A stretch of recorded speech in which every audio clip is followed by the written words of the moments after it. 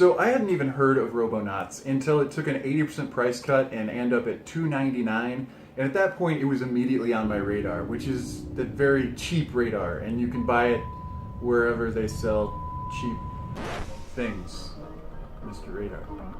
But anyway, if you look at these opening graphics, this game initially sets itself up to be this beautiful masterpiece. I mean, it's rich colors, it's this great CGI, but when I actually started getting into gameplay, I was shocked to find out that those kind of graphics are actually in the gameplay. This game is gorgeous. I don't know how much time they spent on it, but the game doesn't just stop at the visual beauty. It's not like they just put a whole bunch of money into the polygons and the colors and the CGI. This is actually a really fun game to play. I mean, if you're a fan of the blasty shooter shoot-em-ups, I mean, you're playing as a little droid and you are just rampaging on enemy planets, jumping from planet to planet, just destroying everything in your path, switching weapons, unlocking things, pounding little jellies for health that come out of the enemies, so we'll just leave that one alone, and trying to navigate your way through mazes of planets that can actually sometimes be mazes themselves, like those little games you used to play, a little circle where you like tilt it and you run the BB through the maze. Some of them are just like that, and it's hilarious because that's like a teeny tiny little shout out to people's childhood when they had to get games from the dollar store. But the game is incredible.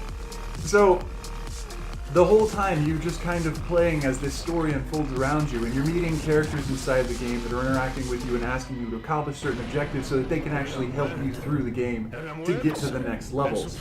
And besides that, there are things like top scores and time bonuses, and what the best thing is there are achievements. Now, I haven't seen an achievement system in one of these cheaper games that actually was even remotely worth anything. But this one has achievements like finishing the first level, destroying the boss, having this many hits, hitting an enemy, a single enemy this many times without taking a hit or taking damage.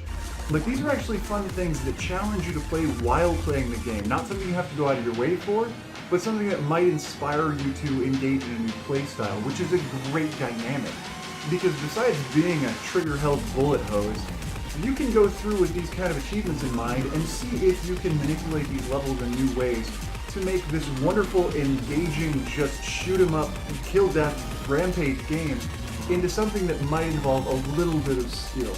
Now, that's not to say that this game does not involve skill, because oh my jeebus, I died so many times trying to beat that first boss, and the crazy thing is, I wasn't frustrated at it. And once you figure out how to play and get a feel for the character, you just want to go back and wreak more havoc on these alien worlds.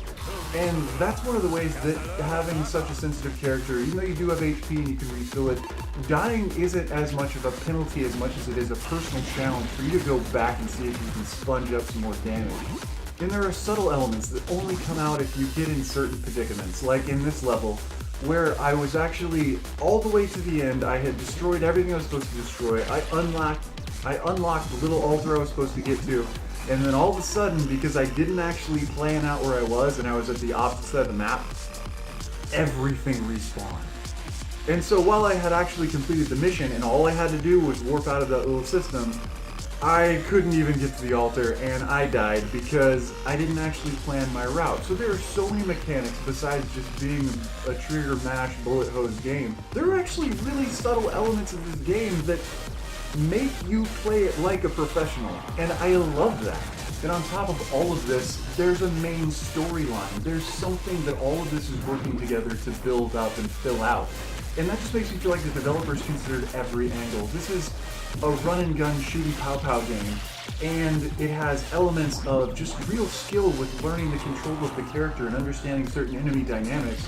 And then there's a backstory, and there's all this stuff, and there's methods of play and achievements. It seems like they've literally covered every single angle to this game. All in all, there's nothing I can say negative. I can't critique the music, or the sounds, or the character controls. Obviously, I haven't beaten the game, so I mean, I don't know the full fruition of the storyline. But even as it goes right now, how they're introducing new dynamics through this overarching storyline and interaction with external characters, it is really intuitive, and I like it. And I just gotta say, it's a good game. Like, you should get it. You should play it because it's cheap and it's good. My one little caveat, disclaimer, if you like those kind of games. But otherwise, yeah, it's a good game. It's I love it. It's definitely in my top 10, and probably at the very top of everything I've reviewed so far.